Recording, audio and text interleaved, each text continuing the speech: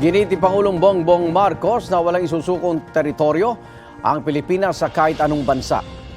I have said it before, and I will say it again. The Philippines will not give a single square inch of our territory to any foreign power. The law is clear, as defined by the UNCLOS, and the final and binding 2016 award on the South China Sea arbitration. Sa pulong sa Daniel Inouye Asia Pacific Center for Security Studies sa Hawaii, sa Amerika, binanggit ng Pangulo na kailangan ng Pilipinas ng suporta mula sa Amerika at iba pang kaalyado.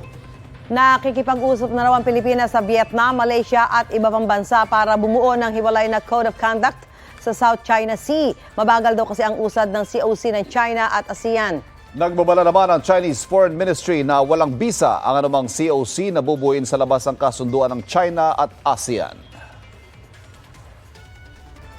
Igan, mauna ka sa mga balita. Mag-subscribe sa GMA Integrated News sa YouTube. Sa mga kapuso abroad, subaybayan nyo kami sa GMA Pinoy TV at sa www.gmanews.tv.